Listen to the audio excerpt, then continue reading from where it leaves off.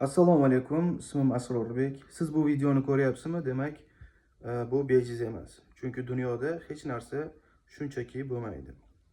Balki videoni oxirigacha ko'rarsiz yoki ko'rmassiz, u o'zingiz ixtiyoringiz. Hatto multfilm bor-ku, Kung Fu Pandada, tasodiflar tasodifan bo'lmaydi deydi-ku. Shunaqa qilib biroz kayfiyatni ko'tarib oldik. Sizlarga gaplashmoqchi bo'lgan mavzuyim motivation, motivator, psixologlar, xullas shular haqida.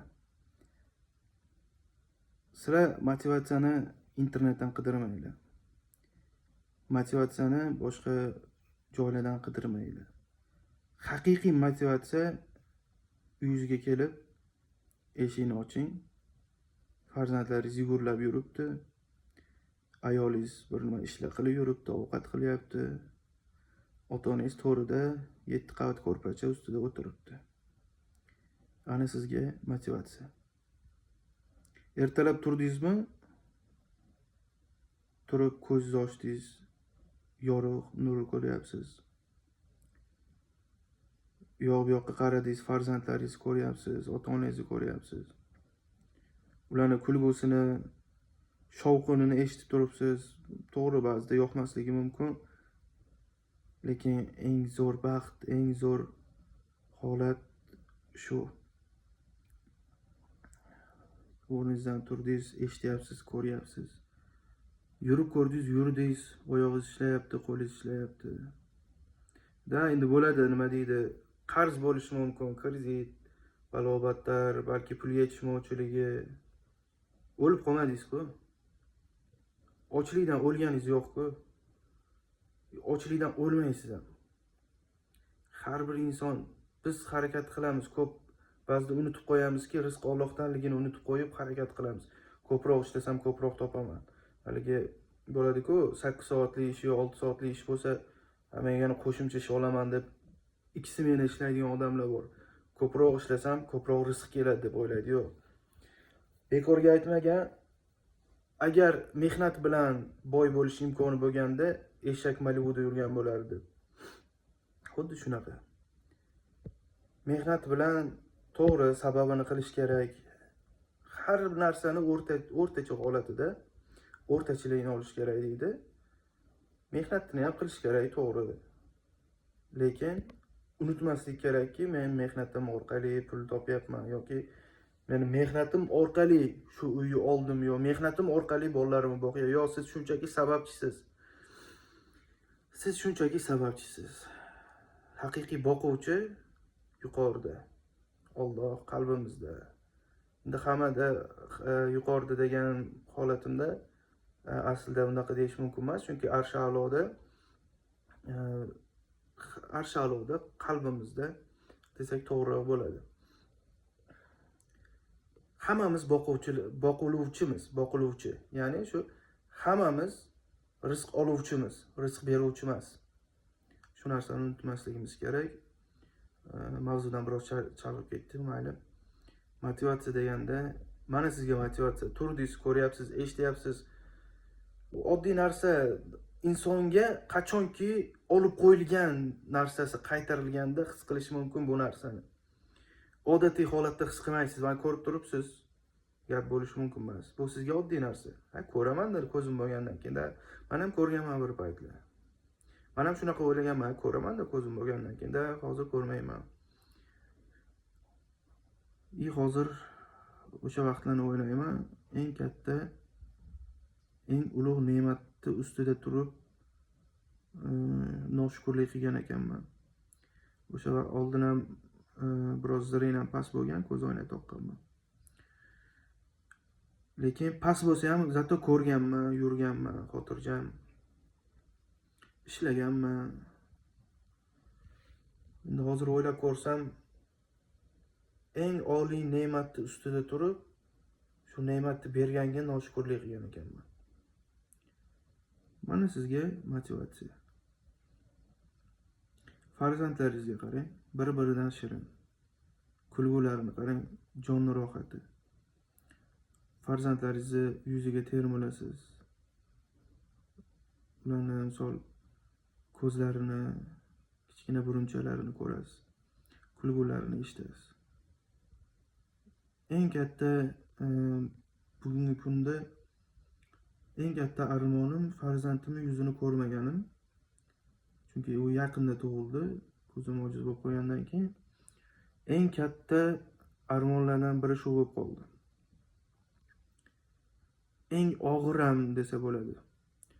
Chunki bu yuk juda ham og'ir yuk, ko'tarish juda ham qiyin. Boshida juda ham qiynaldim. Birinchi shu holatimda tasavvur qiling, bir necha kun ichida ko'z ojiz bo'lib qolsa, hech narsani ko'rmasangiz, u juda ham qo'rqinchli, hatto o'ylashga qo'rqinchli narsa. Menda shunaqa bo'ldi. Kami 6 oy, 7 oy ko'chaga ham chiqqanim yo'q. Odamlar bilan ham gaplashishni xohlamadim. Bilmadim, nimagadir juda qattiq depressiyaga tushib qoldim shu paytda. Lekin Xudoga shukr, mana hayot davom etyapti. Nima qilish kerak? Iloji yo'q. Dod desangiz ham, voy desam, shu kun o'tyapti, hayot davom etyapti. Nima qilish kerak? Shukr qilish kerak, iloji yo'q. Ko'p noshukrchilik qilib qo'yamiz. Menda ham hozirgacha, hozir ham ba'zida qattiq anaqa bo'lib qolaman. Ko'nglim g'ijil bo'lib qoladi.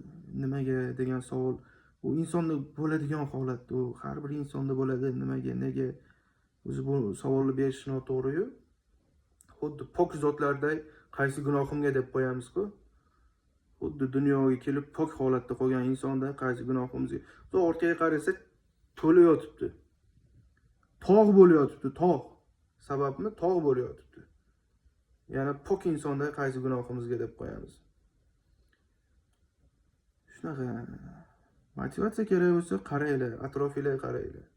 Bor, oyog'i yo'q insonlar bor, qo'li yo'q insonlar bor. Ko'zi yo'q insonlar bor, menga o'xshab. Hayot davom etyapti. Mayli, qaysidir holatda siqilamiz, qaysidir holatda baxtlimiz, yashayapmiz. Rizq Xudodan mana yetib kelib turibdi. Allohga shukr qilamiz. Ba'zida shu ichimizdagi mitti odamcha deydi-ku, ozgina to'polon qilib qo'yadi. Dod deb ozgina ko'ngilni g'ijil qilib qo'yadi. Mayli, iloji yo'q. Shu ko'ngil g'ijil bo'lsa ham, asabiylashsak ham, boshimizni devorga ursak ham hech narsa o'zgarmaydi. Hayot davom etadi. Shuning uchun o'zingizga qarang.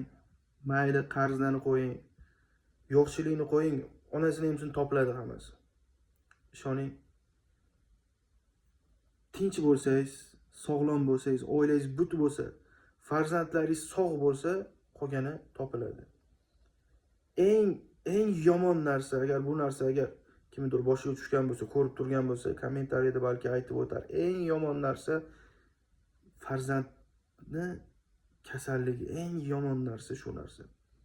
Farzanding kasal bo'lsa-yu, hech narsa qo'lingdan kelmasa, undan yomon narsa yo'q. Chunki bu narsani men ota-onam timsolida juda yaxshi bilaman.